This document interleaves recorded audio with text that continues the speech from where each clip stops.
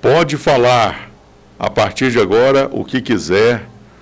Sinta-se a pessoa mais livre para falar o que lhe vier à mente. É a proposta do podcast Pode Falar. Quem recebe hoje, ele que é engenheiro desde 1967, quando se formou pela Universidade Mackenzie de São Paulo. Juntamente com outros grandes da engenharia brasileira, foi responsável pela construção da rodovia Rio-Santos, que virou tema de um de seus livros. Hoje, ele também é um imortal, ocupa a cadeira de número 20 da Academia Catalana de Letras. A partir de agora, no Pode Falar Comigo, na Ave Leão, o engenheiro, mas também escritor, Amin Safatli. Amin Safatli, seja muito bem-vindo à TV Sudeste e pode falar o que você quiser, viu, Amin? É livre. Não, diz que além de ser imortal, eu já estou com 84 anos, já sou inimputável. É? Traduza. É, inimputável, é que nem índios, você não tem lei que prende mais. Mesmo? É. Então, estou tranquilo. Tranquilo, hoje eu estou tranquilo porque posso falar o que eu quero e falo o que eu quero mesmo. Antes, alguém te cerceou nessa vida de falar alguma coisa? Não, nunca. Eu sempre na Porque minha... você falou que agora você pode falar, e antes alguém... Eu posso falar fora da engenharia, porque durante a engenharia... Foram quantos anos? Foi quase 50 anos, 48 anos. Né? E que na engenharia o que manda é a técnica, não é o que você acha. É o que está nas exato, leis. né? É o exato. Então, ninguém... Se o cara contestava, ele estava errado, porque a gente só falava o que realmente estava dentro dos conformes das leis da engenharia. Amin, como é que foi aquela estada sua em São Paulo, período de formação até se tornar engenheiro?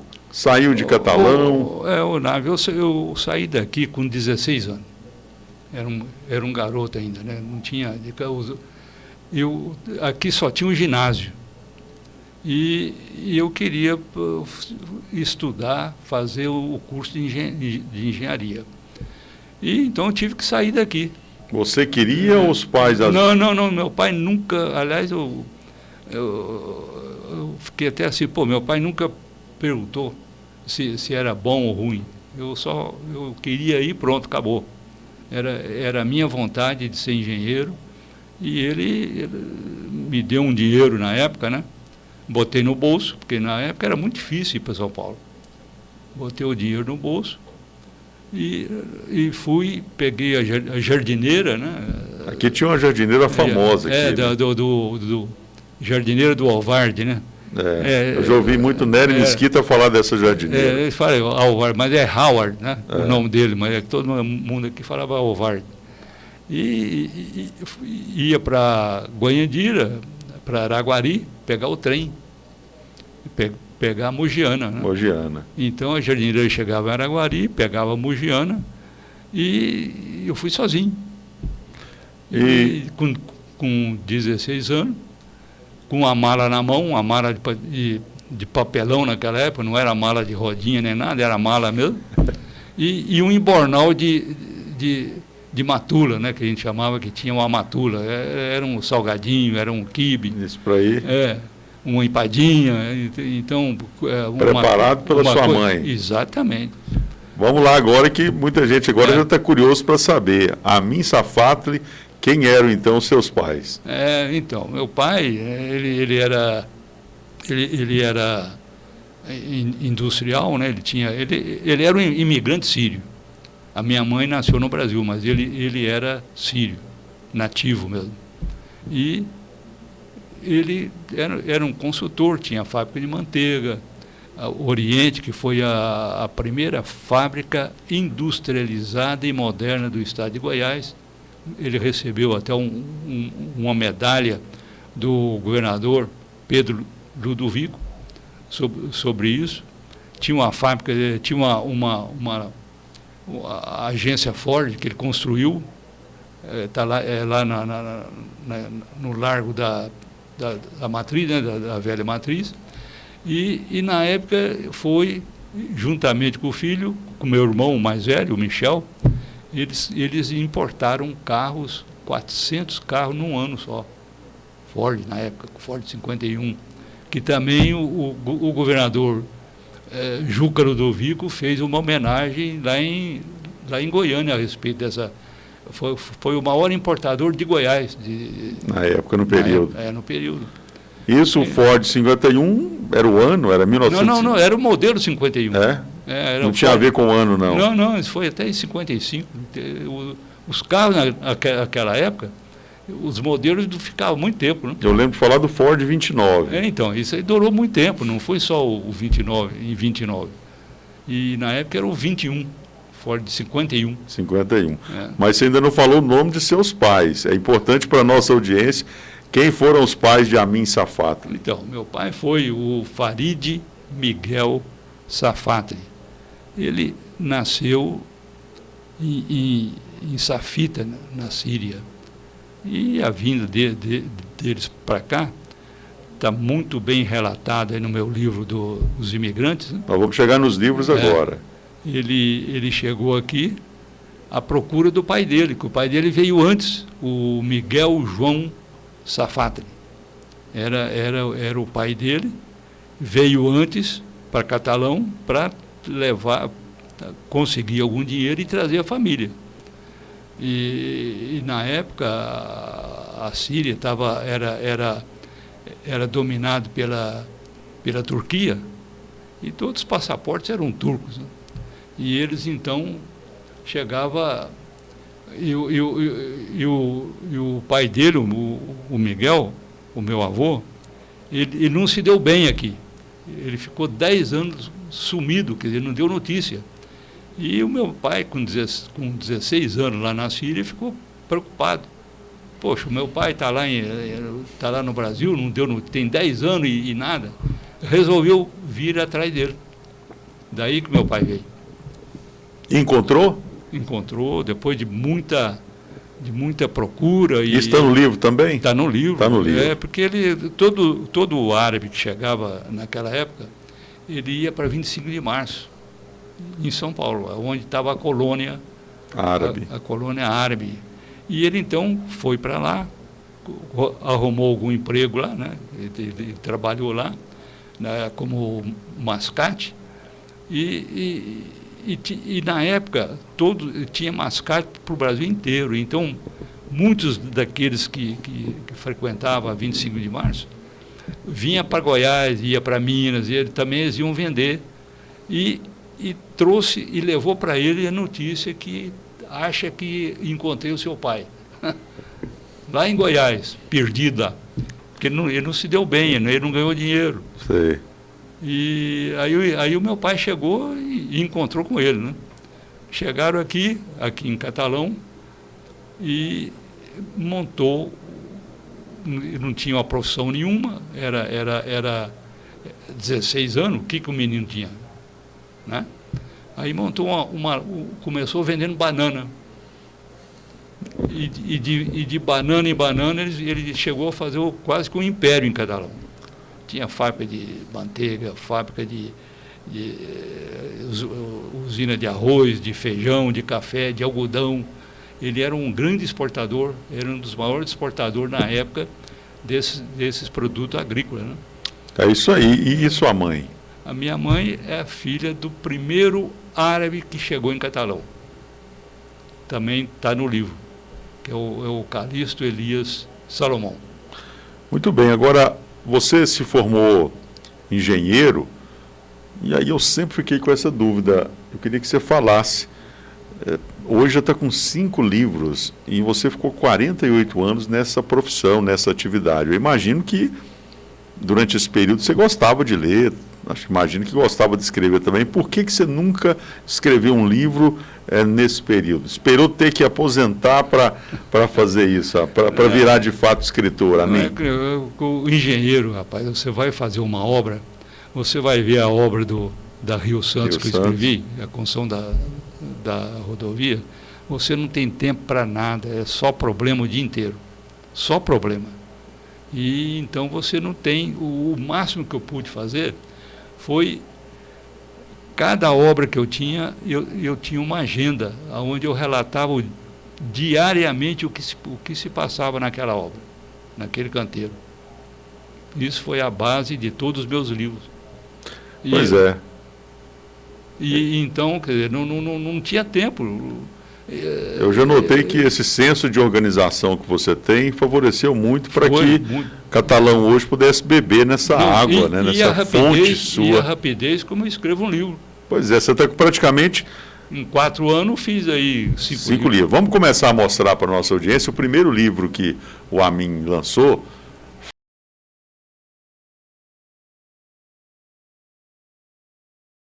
E um livro que particularmente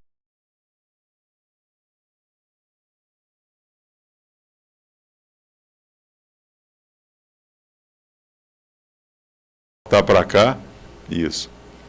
Esse livro, ele foi muito bem recebido aqui em Catalão, mas na verdade ele foi lançado em São Paulo, né, Amin? Em São Paulo.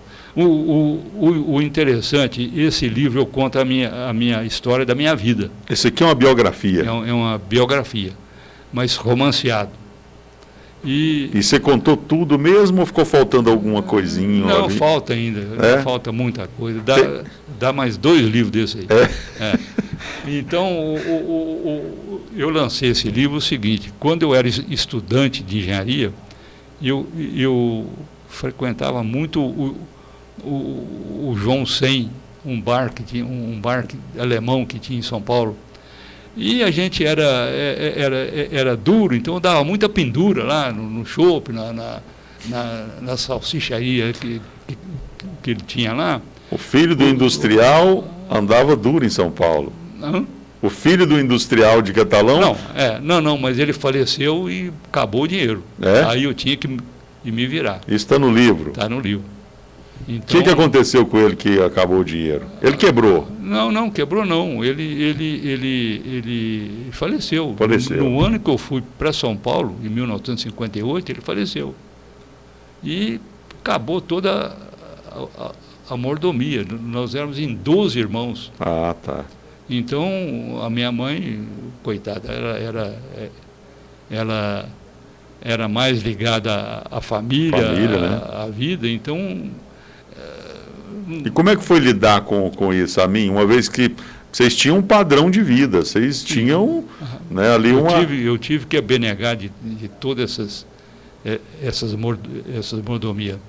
A minha mãe chegou para mim e falou: olha, você deve voltar para Catalão, porque eu não vou ter mais como te manter. E eu falei: mas fica tranquila que eu não vou voltar e vou me manter e vou formar. Então comecei a dar aula para todos esses filhos aqui de... Não, de São Paulo. Eu morava em São Paulo. Sim, mas assim... Morava em pensão. Então eu entrei na... Eu estou imaginando que muita gente de Catalão foi para São Paulo também. Então você acabava... mas o meu irmão, ele era... Eu tinha um irmão que morava em São Paulo, e ele era muito ligado à colônia síria lá. E eu, então, entrei na colônia síria para dar aula para os filhos deles. Certo, entendi. E isso me manteve bastante tempo. Isso tudo está no livro. E eu, então, quer dizer, fiz a engenharia com muita dificuldade financeira. Assim, eu mesmo formei, eu não sei de ajuda de ninguém. Você venceu, né? Criei uma bolsa, eu consegui uma bolsa de estudo no Mackenzie, que era muito difícil na época. A Mackenzie é uma das escolas mais respeitadas do Brasil, né, de São Paulo. Mas eu consegui, eu cheguei até uma vez na época, estava com as mensalidades, que é paga, né? É particular, né? Estava com as mensalidades atrasadas, tinha uma prova e eu fui tirado da sala de aula, por falta de pagamento. Aí eu consegui uma bolsa e nunca fiquei independente, né? Passei direto em tudo. E comecei, o bom daí, o Nave, é que eu comecei a trabalhar na engenharia quando entrei na faculdade. Já de imediato, praticamente. Eu aprendi, primeira vez que eu aprendi, que eu conheci um teodolito, lá que o Mackenzie tinha, e eu era muito amigo eu era colega, inclusive, de uma pessoa, de um aluno que era do DR, ele era topógrafo do DR de São Paulo. E então DR, Departamento de Estrada de Rodagem. Sim. Então, durante o final de semana, o nome dele eu me lembro agora, era Pimentel. Eu e o Pimentel, a gente media loteamentos, fazia medição diária, usando sempre os aparelhos do DR, né? A gente pegava escondido. As Aventuras de Amin. Isso está esse livro aí conta todas essas aventuras. Inclusive quando eu fiz o Exército. Né? Pois é, para a gente encerrar sobre esse livro, porque eu ainda preciso ouvir de você ainda de mais 4 livros aqui. Que história que você não colocou nesse livro que você poderia contar para a gente? São as namoradas, né? Mas agora o próximo livro eu vou pôr todas elas. Aliás, eu conto algumas aí. Aliás, eu termino o livro com as minhas mulheres. Mas era a minha mãe, era Odete Fayad, a esposa do Dr. Jamil Seba, Odete Seba, né, Fayad. Era Matilde Margon, mãe do Alei. As minhas mulheres, que eu frequentava muito a casa deles, então as minhas mulheres são essas aí. Agora vem as mulheres da sua vida sendo vistas por um outro ângulo. Outro ângulo. Eu tenho um arrependimento com relação à dona Odete Fayad. Na década de 90, eu lembro dela aqui na cidade, via ela aí na cidade, e eu tinha um projeto que era pegar uma máquina fotográfica e ficar com várias personalidades em Catalão o dia inteiro e fotografando a rotina dessas pessoas. E uma dessas pessoas que eu listei era exatamente a dona Odete Fayad. E eu não reuni condições, forças para fazer isso, é algo que eu me arrependo. Você pensa se eu tivesse um arquivo desse de 30, 40 anos, imagina do café da manhã até ali ao anoitecer, porque eu lembro que ela era uma mulher ativa, né? Ela pintava, né? Ela era artista plástica. Esse quadro aqui é dela. É dela, né? Coloca na tela então aí para a gente encerrar sobre aqui o casarão do Largo da Matriz. Esse quadro é dela. É dela, né? Eu não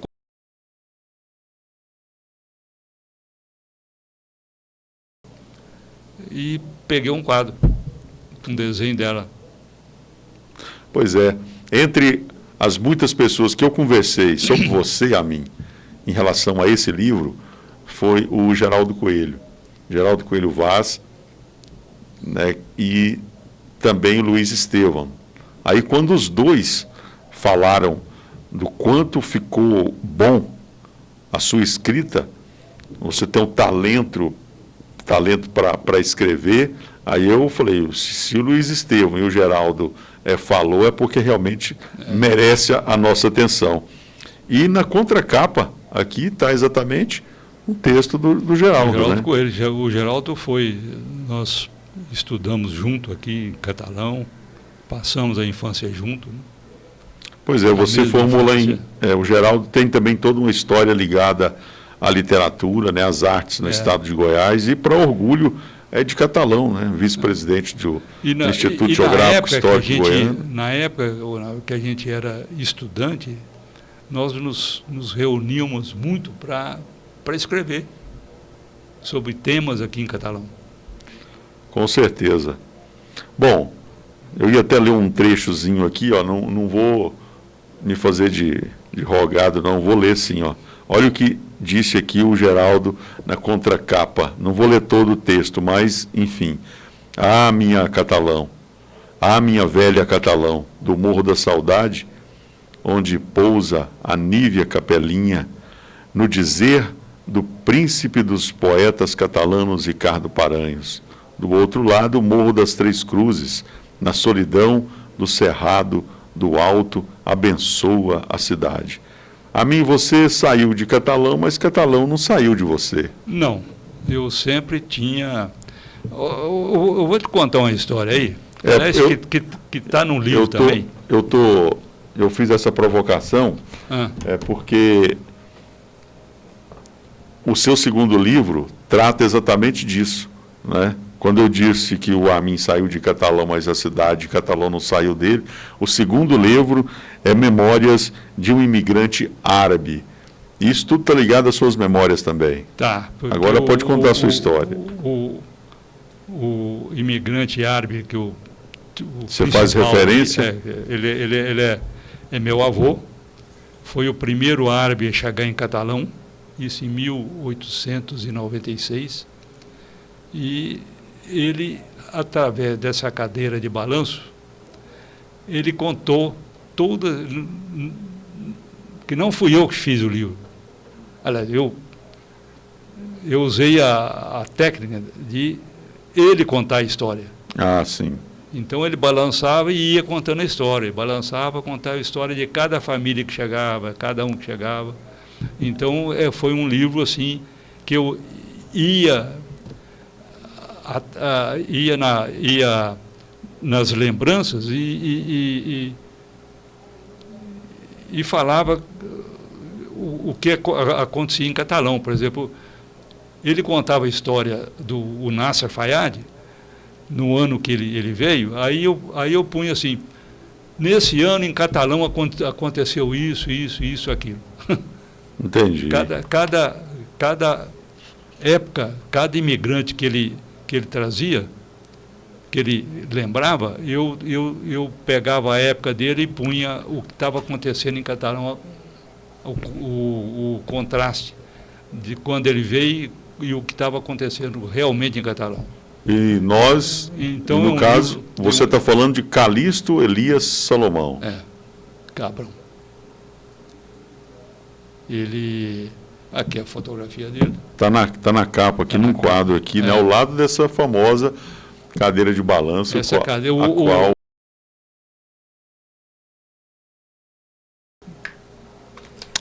Você falou que o livro, O Casarão, foi muito bom, mas o Alei Margon leu todos os meus livros.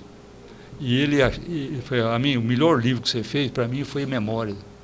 Aquela pessoa, aquele velhinho balançando na cadeira e contando todas as histórias dos imigrantes, que cada um que chegava, as lembranças que ele trazia, a vida que ele levou. A mim, qual a contribuição da colônia árabe para o desenvolvimento de Catalão? Eu acho que foi fantástica, né? Eu acho que o desenvolvimento... Você vai ver no último livro da medicina. Nós vamos chegar nele já. Com a estrada de ferro, chegando em 1913, os árabes vieram. E com eles vieram o Hospital Nasser Fayad, veio o Hospital São Nicolau, veio vários hospitais aí, a Santa Casa. A Santa Casa, que foi o principal, um dos principais construtores, foi o meu tio João Safatli. Então, quer dizer, os árabes foram, pelo menos na área da medicina, da indústria, do comércio, foram fantásticos. A mim, e esse sobrenome, Safatli? Safatli vem de Safita, na Síria. É uma região que aqui tem a foto dela aqui. Aí nas primeiras páginas você pode ver. Tem um mapa, né? Não. As primeiras páginas, primeiro ou segunda página. Safita, aqui, aí, né? É isso. Está aqui, ó, está bem destacado. Realmente. Fica no norte, não é norte, fica no oeste da Síria, divisa com o Líbano. E você, no começo da entrevista... E fica em Tartus, próximo a Tartus. no início daqui da nossa entrevista, né? Porque muita gente não sabe fazer essa diferenciação e fala sempre, olha, eles são turcos, os turcos. Mas você deu a explicação, é porque, na verdade, o passaporte era carimbado na Turquia, era carimbado, né? na Turquia. Não tinha sírio, não tinha libanês, tinha turco. Isso. Né? Depois é que separou, depois da Primeira Guerra, em 1918, é que separou tudo. Qual que é o sentimento de fazer parte ter esse sobrenome? É fantástico, porque o pessoal não tem nada que desabona. Você tem que ver o que abona e o que desabona. Eu não vou falar o que é bom, eu vou falar que não tem nada que desabona. Pois é, eu conheço vários Safatli e é um sobrenome assim que eu acho, né, quando me deparei com o primeiro Safatli, a primeira, na verdade, foi a avenida, né, muito conhecida já há muito tempo, mas depois eu conheci, é uma grande alegria, uma honra que eu tenho de ter um convívio já há praticamente 30 anos com a Flávia Goulart Safatli. A Flávia... E aí tem essa relação do marido dela, que é o Roberto Pascoal, né, que tem uma ligação, já esse Pascoal já... esse é meu sobrinho. Sobrinho, né? E aí, depois eu conheci o Ricardo também, tudo relações comerciais, Ricardo Safatli, que depois muito conhecido como Ricardo da Honda, né? Agora, mais adiante, você nos brindou, aí sim, com essa história, o terceiro livro, que é Rio Santos, um romance à beira do caminho.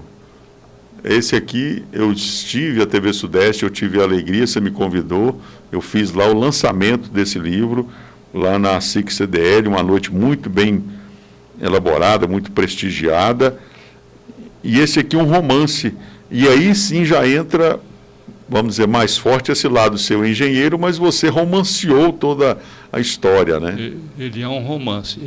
Esse livro eu fiz depois o lançamento em Angra dos Reis, porque a história toda é passada lá. Eu fui na Academia de Letras de Angra dos Reis e lancei o livro lá. Também foi... Para você ter uma ideia, vendi mais livro lá do que aqui. Mesmo? Olha só, fica então aí o alerta, né? É a história de santo de casa não fazer milagre. Ele não faz milagre. Não opera, nenhum milagre, não. Essa estrada aí, aliás, esse livro aí, eu recebi até algumas críticas de alguns colegas meus. E lancei ele também no Instituto de Engenharia de São Paulo. Eu lembro, na entrevista que você me concedeu no lançamento, esse foi eu lembro, em off ou lá na entrevista, eu lembro de você falar que teria esse lançamento em São Paulo. Aconteceu, né? Foi no Instituto de Engenharia. Casa lotada. E depois que terminou Quais foram as críticas que você recebeu? Então, a crítica é que eu falo muito sobre as concorrências públicas, onde eu critico o modelo que era feito, em que era dominado por 4 firmas grandes. E a minha empresa era tido como o patinho feio, quer dizer, porque ela não participava desses conluios todos. Então, eu fiz essa denúncia aí e o pessoal reclamou. Aí eu falei, gente, escrevo outro livro e rebate o meu. Exato. A liberdade existe para isso, né? Para que sejam confrontadas as ideias. Porque né? o pessoal é o seguinte, essas 4 empresas, a gente está falando aí da Mendes Júnior, Camargo Correia. Camargo Correia. Agora, aí, eu para não ter ação, eu não pus nenhum nome dela, né? Eu pus tudo, um livro feito com nomes fictícios. Sim. Inclusive os engenheiros do DNE, todos fictícios. Eu não sei se você assistiu o filme Democracia em Vertigem. Não. Não viu? Não vi. Esse filme foi feito, essas 2 empresas que nós falamos, a Camargo Correia e a Mendes Júnior, né? Se eu não estiver enganado, da Camargo Correia.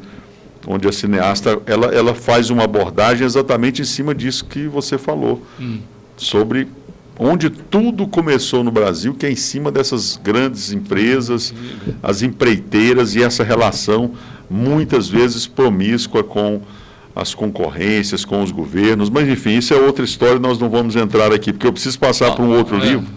Algo mais aqui. Você tem uma ideia aí, todas essas empresas caíram na Lava Jato. Sim. E a empresa? Eu não. E qual que era a empresa, a sua, que você trabalhava? Era Serveng Civilsan. Essa era uma... Ela fazia parte de um conglomerado de outro país também? Não. Sempre é mineira, firma mineira. É brasileira pura. Mesmo com esse nome?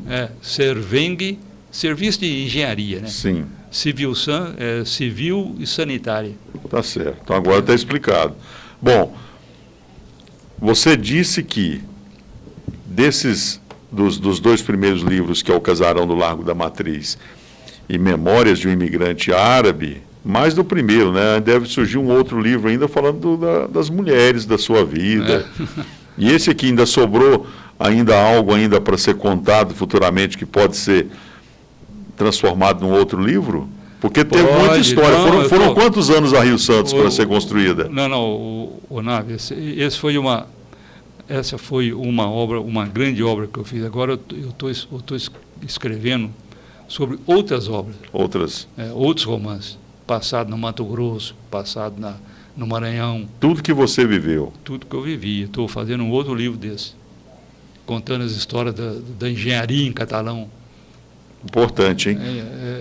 A gente observa que você viveu muita coisa e viveu intensamente, podemos dizer? Pode.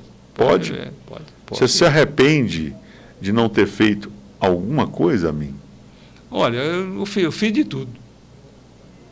Eu só não mexi com droga. Mas o resto... Fez tudo. Fiz tudo, pô. A gente ia... E não se arrepende de nada? Não arrependo, porque fazia parte do ambiente de obra.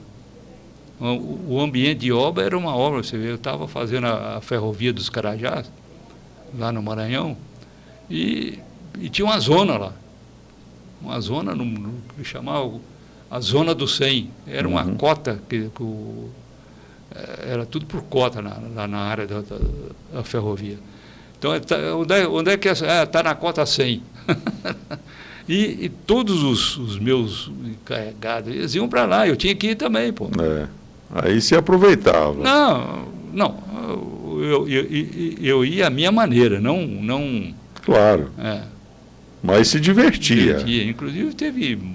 Quando eu falei que você aproveitava, era isso. Você se divertia também, né? Tomava cerveja com a turma lá, era um calor fenomenal.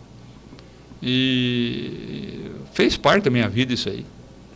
E em breve, com certeza, você deve estar em uma nova obra. Amin, chegamos de Mauá aos Dormentes de Catalão. Essa obra que também é muito importante, até pelo que representa Catalão hoje em termos de localização estratégica e o que representou principalmente a ferrovia que chegou. Eu tive a oportunidade de fazer um documentário em 2024 com o professor Laurindo Elias Pedrosa, onde ele trabalhou 3 temas, que foi o bandeirantismo, a Missão Cruz e a ferrovia. E ali eu tive muitas informações que ele me passou e a gente também chegou a cogitar a possibilidade de você participar do filme, mas por questões técnicas, vamos dizer, ficou mais restrito à avaliação e análise dele mesmo. E aí eu descobri, né, que a rodovia foi inaugurada em 1913, só que essa história começou bem antes. Olha, na minha pesquisa, porque eu pesquisei muito para me escrever esse livro aí, mas muito mesmo, eu fui a fundo. Eu fui na biblioteca do Senado, inclusive, eu investi muito nesse livro aí. E pelo que eu apurei, a ferrovia em Catalão foi um desejo do Dom Pedro II, que ele queria interiorizar o Brasil, e ele então determinou aos seus subalternos o estudo da ferrovia Angra dos Reis a Catalão, isso em 1865. Logo que inaugurou a ferrovia lá do Mauá, ele lançou essa estrada e queria também que prolongasse de Catalão a Cuiabá, Bolívia. Também tem essa estrada que ele tinha o desejo. Ele tinha o desejo. E também de Catalão a Palmas, na época. Então, Catalão seria um cruzamento, seria um entreposto. Um entreposto famoso, importante na época. E a própria capa do livro, se você mostrar a capa do livro, não, aqui, ó, você vê que essa capa ela é simbólica, ela diz tudo o que é o livro. Pode colocar outra aí, produção. Ela diz tudo o que é o livro.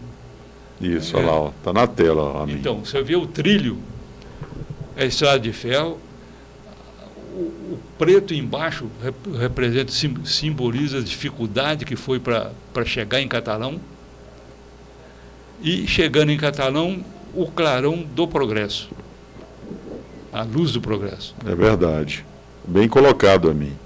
Agora, já que no livro, na página 79, eu folheando, vi aqui uma figura que eu sempre tive curiosidade de ver como é que era a fisionomia dele.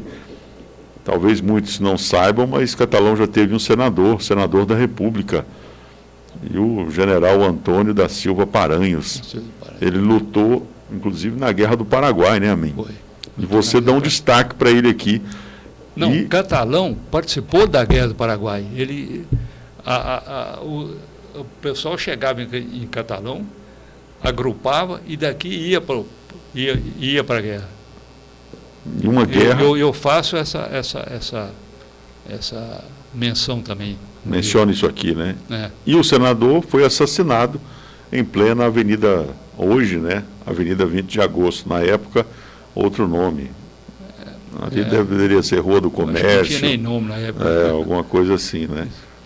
Mas, enfim, muito importante esse resgate aqui, lançado pela editora Kelps. E, mais uma vez, né, mais esse livro aqui. Uma pesquisa que você fez. Esse aqui também tem algumas referências que você lembra nas suas vindas aqui, porque você ficou um período fora, né? É mais a história da... Isso aqui é mais uma pesquisa mesmo. Pesquisa, né? Da construção, a dificuldade que teve, o bloqueio que Minas fez contra Catalão, porque na época a estrada de ferro chegou em Araguari e o mineiro não quis que ela chegasse em Catalão, porque o comércio todo estava desenvolvendo Araguari, Uberlândia. Então eles bloquearam essa construção, a chegada dela aqui. Aí o Leopoldo Bulhões, que na época era senador, né, bateu o pé e falou, não vai fazer a ligação principal, mas vai fazer o ramal Araguari-Catalão. Isso se deve a Leopoldo de Bulhões, então, né? Leopoldo Bulhões. Ele que bateu o pé. É uma figura muito lá engenheiro também, né? Engenheiro. A princípio ele era contra também. No primeiro momento. Você vê que a história é fantástica. É verdade. A princípio o Leopoldo Bulhões era contra a ferrovia chegar em Goiás. Por outros motivos. Falava muito que a ferrovia aqui ia mexer com as meninas, com as filhas, não sei o quê. Então tinha a mentalidade, né? Tinha uma mentalidade completamente obtusa na época, né? E depois ele bandeou, aí aprovou. Ele que bancou a vinda da ferrovia para Catalão. E para Goiás e para Catalão, especificamente, ele também é que que não, vai fazer o ramal de Catalão. Foi um homem importante para o desenvolvimento de Goiás, né? Atuou, inclusive, em Brasília também, na construção de Brasília, né? Então, isso tudo eu tive que estudar, a vida de cada um. Tem Leopoldo de Bulhões aqui também? Tem. Como ele morreu, você não colocou, não? Não. A história, assim, dele, não. Eu peguei mais a história das realizações dele. Eu me interesso muito, assim, como as pessoas morrem, viu, homem? Eu me interesso muito. Gozado que nenhum livro meu, os meus livros, eu não mato ninguém. Não? Pois é, quando você falou no começo aqui da nossa entrevista, que você falou que era muito... Como é que você falou no começo? Eu te perguntei, você falou que era... Católico. Católico. Não, isso católico foi antes de entrar no ar, né? Quando você falou que era muito corrido e não tinha tempo para nada, porque você tinha que, né, muitas obrigações.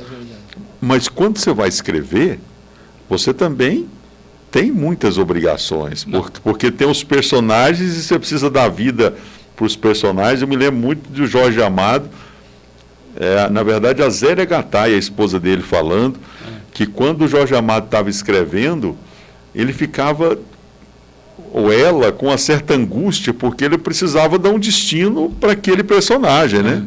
E aquilo é um sofrimento. Afinal, você vai matar ou não vai o personagem? Isso aí é verdade. Você sabe que cada livro que eu escrevo, eu passo, quando eu fiz qualquer um desses livros, eu passei a viver o livro. Você se transfigura, né? Você se transpõe para a história, né? Agora eu estou escrevendo sobre os engenheiros. Eu estou focado na engenharia agora. Engenharia aqui em Catalão.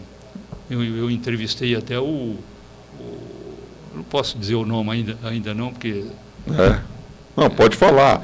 A nossa audiência é muito baixa. Pouquíssimas pessoas nos veem.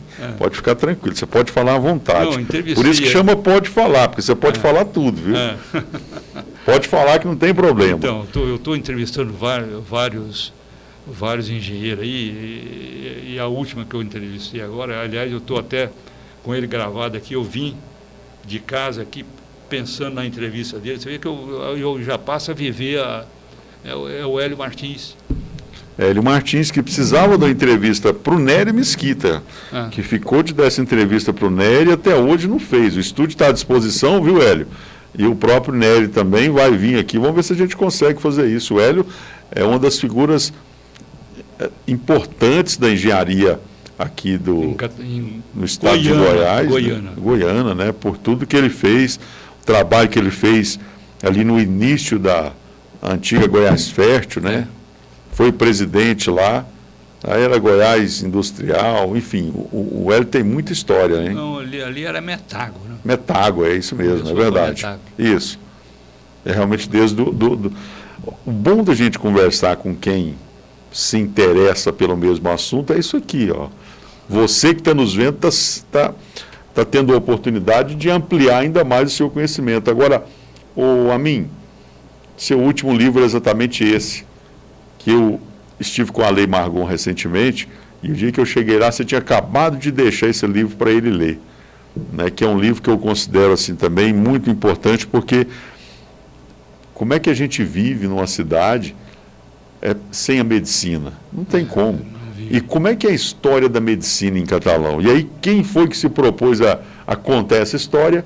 Amin Safatli, engenheiro. Um engenheiro falando sobre a medicina e os médicos aqui, a medicina em Catalão. O que você descobriu aqui que te chamou a atenção, Amin? Eu fui dar a palestra lá na Santa Casa, cheio de médico. Olha, gente, eu não sou médico, portanto, não faça perguntas detalhadas, porque eu sou engenheiro, eu não sou médico. Eu só escrevi a história. Mas você aprendeu muita coisa, hein? Não, acaba aprendendo, né? O que de mais interessante você encontrou na pesquisa que você fez para escrever esse livro? O mais importante aí foi a abnegação dos pioneiros, dos médicos pioneiros. Isso me enobreceu muito. Aquele pioneirismo, aquela força de vontade, não tinha nada, não tinha aparelho nenhum, não tinha nada. Isso começou com a Estrada de Ferro. Quando a Estrada de Ferro veio, Aí passaram a vir os médicos, que antes aqui era só atendido por barbeiro, cirurgião barbeiro. Eu ia falar para você isso agora. Eu acabei de ler o livro 1808, do Laurentino Gomes, e ele conta em detalhes a vinda da família real em 1808 para o Brasil, né? Dom João VI, a Carlota Joaquina, enfim, e mais milhares e milhares de portugueses. E aí, chegando aqui, não tinha médico. E aí foi quando eu me deparei com essa informação que você acaba de me falar agora.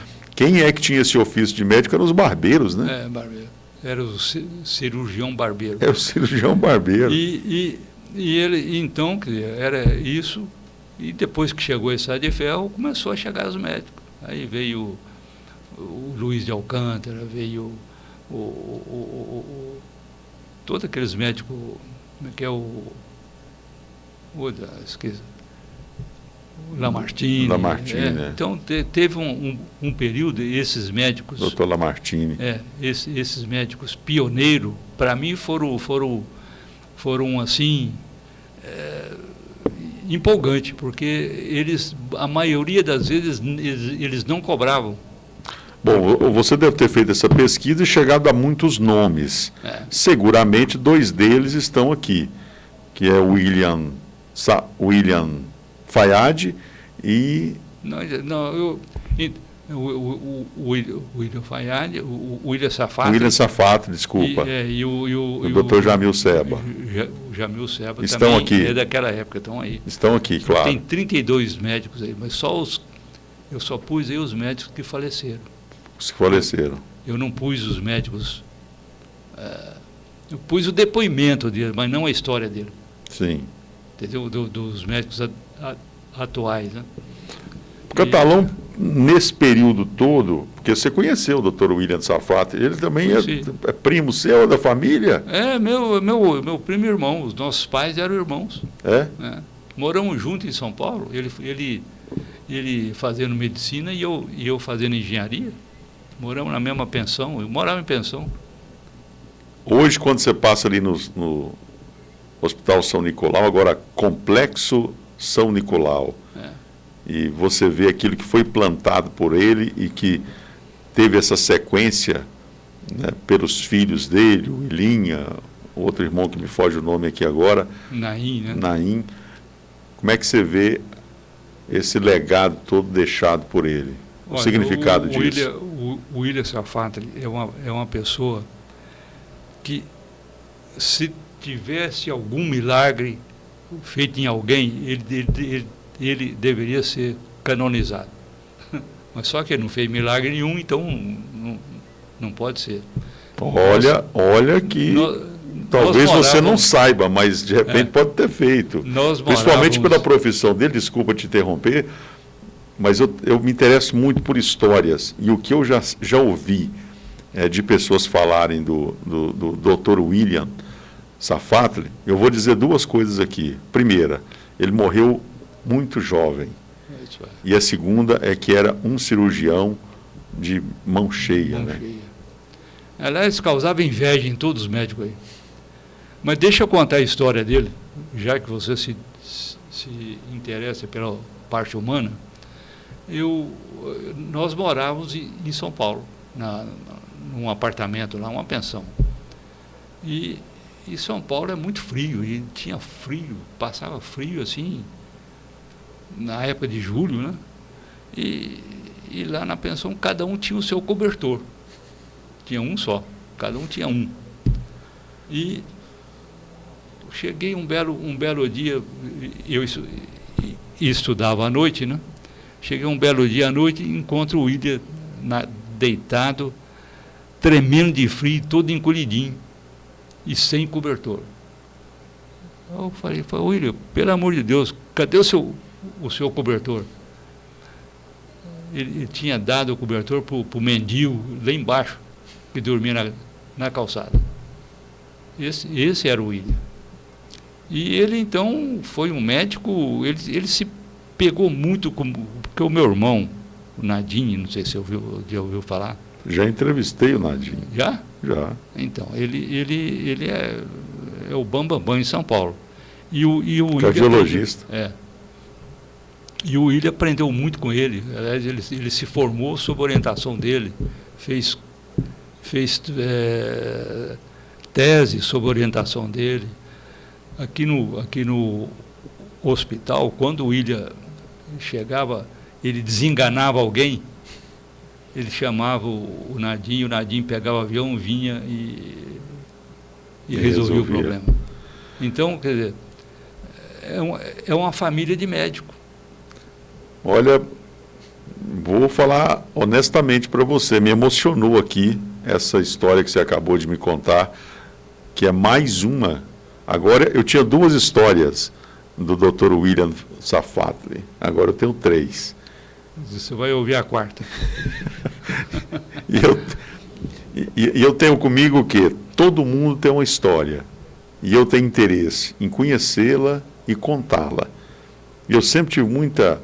Já conversei isso com o Dr. Jardel Seba e a dona Nora, que é a irmã dele, para contar a história do Dr. Jamil. Inclusive o genro do Dr. Jamil, que é o Calife, o Dedé, me deu um livro, aquele livro de crônicas do Dr. Jamil, Deus é Goiano. Tenho aqui guardado na minha modesta... No meu livro tem história do Dr. Jamil completa. Tem, né? Mas eu preciso voltar então e encerrar sobre o Dr. William Safatli. Quando eu digo para você que eu tenho interesse, eu também sempre tive... Quando eu te falei que eu entrevistei o Nadim, Dr. Nadim, que é seu irmão, foi para o filme Alegria e Esperança da Dona Yolanda, né? Da irmã Yolanda.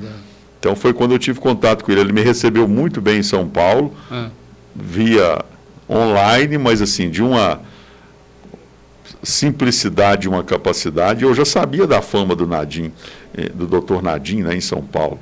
E os filhos dele, seus sobrinhos, impressionante. Todos os médicos também. É impressionante. Eu entrevistei a sua sobrinha dentro do hospital, você vê, para fazer esse filme. Então, assim, são histórias. E esse tipo de história que eu tenho interesse em contar.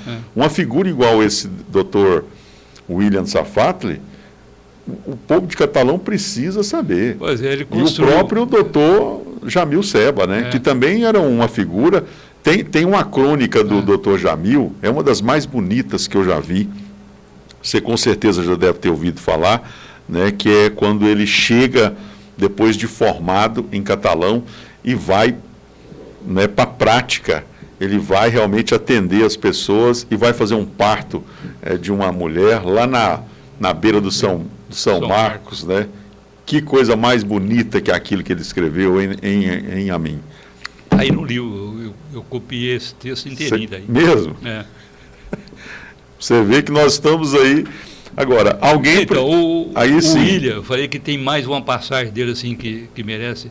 Ele tinha tanta fé em construir o hospital, porque todos os hospitais que tinham aqui, o Nasser Fayad, Santa Casa, os médicos, não queria ele aqui em Catalão. Exatamente pela qualidade dele. Queriam arrumar até lugar para ele clinicar em Araguari. Fora daqui. Fora daqui. Mas ele persistiu. Persistiu em construir o hospital. Cada plantão que ele dava, ele dava lá em São Paulo, para arrecadar dinheiro para o hospital. Ele chegava, primo, esse dinheiro aqui que eu ganhei essa noite, dá para comprar uma janela do meu hospital. Olha, a mim, eram os abnegados, né? É abnegado, é o que eu falei. Os médicos antigamente eram, se bem que o William é novo, né? Ele não é daquela ala do Persicano, o David Persicano, né? Do Luiz Alcântara, da Ellen Bernard. Ellen Bernard criou o leprosário em Catalão. Catalão já teve um leprosário, né? Então, está aí, tá aqui, a história inteirinha dela. Olha para você ver. E essa história é uma das que eu tinha ouvido falar. Quem me passou essa informação foi o padre Murat, que hoje é seu Colega, companheiro, confrade, né? E é um imortal também, né? Lá a gente usa muito o termo confrade. Isso. E aí agora, até o Fernando Safatli, que é seu sobrinho, né? É meu sobrinho. Também virou confrade. E o Fernando esse dia me deu uma tirada, me escreveu uma tirada quando ele entrou para a academia. Agora eu posso cruzar a avenida de olhos fechados, porque eu sou imortal. Aí eu falei para ele, vá acreditando nisso, viu, Fernando? Mas, Amin, algo mais sobre a medicina em Catalão, porque esse leprosário foi muito bem lembrado, porque as pessoas não fazem ideia do que representa ou do que significa a lepra ou um leprosário numa cidade igual Catalão, isso naquela conjuntura, né? Você faz uma análise também ou você só conta a história dessa questão do leprosário? Eu conto a história e eu faço uma análise defendendo as mulheres que cuidavam do leprosário, porque elas foram muito relegadas. Discriminadas. Havia um machismo. Tudo era o fulano de tal, mas não era. Foram as mulheres que tocaram. Foi a Ellen Bernard e outras. Ela era médica? Ela era uma abnegada. Inglesa. Não, ela não era brasileira. Pois é, uma mulher abnegada também em cima de uma causa, né? Ela era inglesa e veio novinha para cá, tem a foto dela aí, você vê? Menina de tudo. Porque quando fala medicina em Catalão, na hora que eu vi a foto dela, eu já fiquei imaginando, será que foi a primeira médica que tivemos aqui? Não. Aí, aqui, ó, tá aqui, passa a página. Aí. Aqui, né? Criação do leprosário em Catalão. Helena Bernard. E tem a foto aí do leprosário. Tem a foto aqui, né? Olha só. Meu Deus. Que pesquisa importante, que documento importante para a história de Catalão. Eu tive que pegar até um livro da Escócia, que, aliás, ela era escocesa. Eu tive que pegar um livro da Escócia para mim ver a origem dela. Quer dizer que a pesquisa você foi profundo, então, profundo, né? Não foi uma coisa... Tudo aí é comprovado. Claro, e devido à importância dos temas, é claro que você não ia escrever isso de forma aleatória, né? Então, e a Catalão é que te agradece a mim pelo que você tem feito, e eu fico imaginando o quanto ainda tem por vir. Vem agora aí a história dos engenheiros, né? Qual a principal obra de engenharia na história de Catalão? Agora, ou por séculos? Agora eu estou contando mais sobre os engenheiros do que a obra que ele fez. Mas o engenheiro, geralmente, ele fez alguma obra. Não. Você, por exemplo, Nail Santos... Não, a hora que você escreve sobre um tema... Um personagem? Um personagem, você dá ênfase à pessoa ou dá ênfase à obra que ele fez? Entendeu? Agora eu estou dando mais importância à obra. A obra? A pessoa. A pessoa. Mas você, como engenheiro, de todas as obras já construídas aqui, qual é que te chama mais atenção? Para você não falar mais importante, pode falar a mim. Não, aqui em Catalão eu fico muito revoltado com a falta de comprometimento com a engenharia. Não tem. O pessoal aqui não tem. Isso é questão cultural? Pode ser, cultural. Está na cultura, né? Nós não fomos educados para isso. Pois é, mas por que em outros lugares eles cuidam muito da técnica? Porque eles foram educados para isso, né? Você pega uma cidade na Europa, tem cidade lá... no Brasil mesmo. Sim, não, mas eu digo assim, para você entender claramente essa comparação, tem cidades na Europa, né, de 600, 800, 900, 1000 anos que ainda tem lá as construções. Não. Aqui no Brasil, você vê, principalmente no centro dessas cidades, né, essas casas, esses casarões. Né, a primeira coisa que as pessoas, quando têm a oportunidade de fazer, é derrubar aquilo tudo e você vê, fazer um prédio lá. O que eu quis dizer é assim, ninguém preza pela engenharia. Você vê a rodovia 050. Sim. É privatizada, feita por empresas Quando eu falei de engenharia... decente. Sim. Decente. Aqui em Catalão, ninguém segue os mesmos critérios técnicos que eles seguem lá. Não segue. É uma questão de cultura mesmo, né? Não tem jeito. Então, você vê, a obra, fizeram lá uma coisa mais linda que eu já vi, aquele Parque do Povo. Obra lindíssima. Mas tudo alagado. Esse você fala em catalão, você fala o Clube do Povo, né? Tudo. Sim. Não pode ter uma chuvinha que alaga tudo. Alaga tudo, exato. Quer dizer, A gente poderia aprofundar um pouco mais, até para você explicar a diferença, na sua ótica, claro, né, da engenharia com a arquitetura. E aonde elas se encontram, e nesse encontro, o que ganhamos com isso? Você quer fazer uma pequena abordagem sobre isso? Fique à vontade para a gente encerrar. Ou então se separam. Isso. Por exemplo, em Catalão eu senti muito isso aí. A prefeitura fez muita obra de praças e obras importantes aí, né? Que eu acho muito importante. Não tem uma praça feita recentemente que é arborizada. Eu sempre fui educado que a árvore é a mãe da natureza, né? Aqui o que os arquitetos fazem? A primeira coisa é não pôr árvore, é cimentar tudo. E aí a gente vê hoje o calor que existe nas cidades. Uma das explicações é essa, né? Asfalto, aqui tinha um broclete, que para mim é o melhor pavimento para uma cidade que nem Catalão. Poderia ter asfalto nas grandes avenidas, que é para desenvolver mais o tráfego. Mas as laterais tinha que ser com broclete. É uma opção, né? Que ele tem a questão da água que acaba sendo absorvida, né? Então vai sendo isso. A mim, poderíamos continuar falando mais pelo menos 2 horas, porque nós já estamos a 1 hora e quanto, Alves? 1 hora e 2 minutos. Você falou que é 30 minutos? A culpa é sua, porque você é bom de papo e você tem história para contar, é por isso. De 30, você foi contemplado com mais, ganhou 100% de tempo. A mim, te agradeço muito pela presença, agradeço a sua disponibilidade em vir conversar conosco. Teve alguma pergunta que eu não fiz e que você gostaria de responder? Teria, né? Mas qual seria a pergunta? Se eu estou contente em morar em Catalão.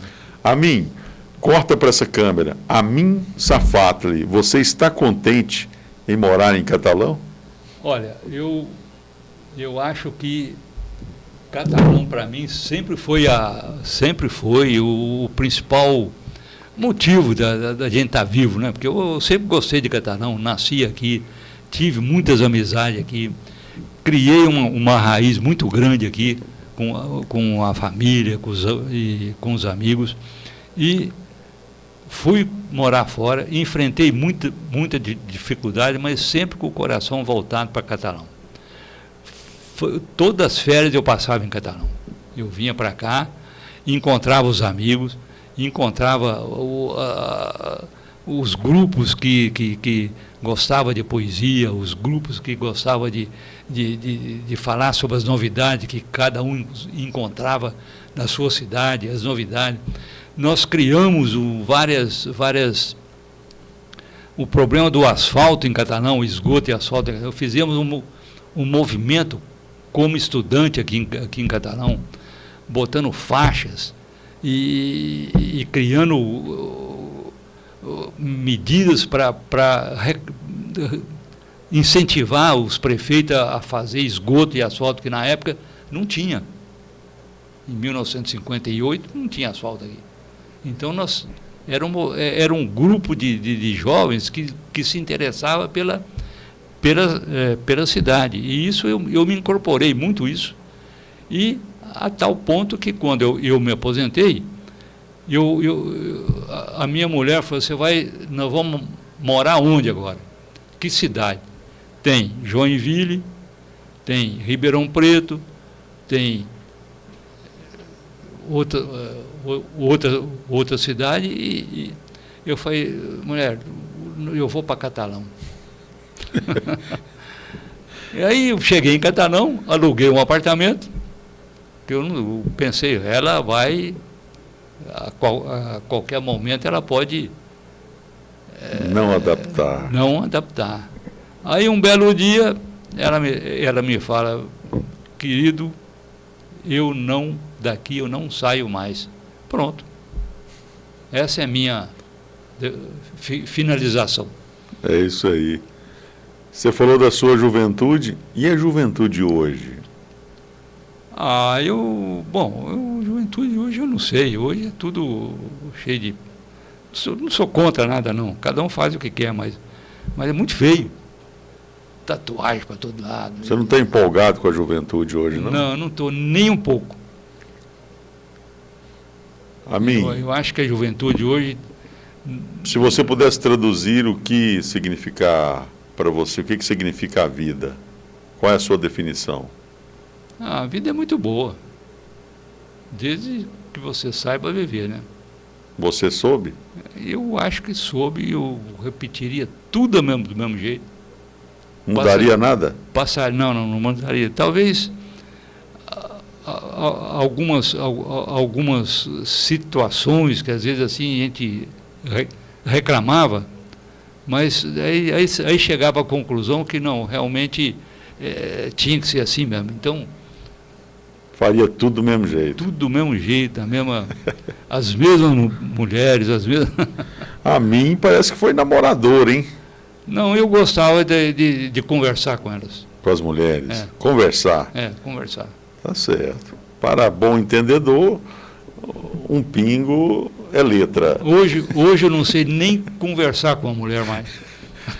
Mas essa mulher não conheço, vi ela um dia no seu apartamento, fui lá quando a gente foi acertar para fazer a cobertura desse evento.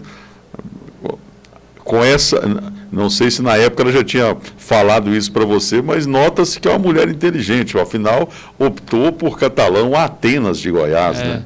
Foi. Qual o nome dela? Dora. Dora. Um abraço para a Dora, que deve estar nos acompanhando, e assim a gente encerra a nossa entrevista, muito te agradecendo pela sua contribuição para a cultura de Catalão. Você está na história dessa cidade, Amin. Um abraço. Obrigado. Eu agradeço e estou à disposição para qualquer outra palestra aí, entrevista, né?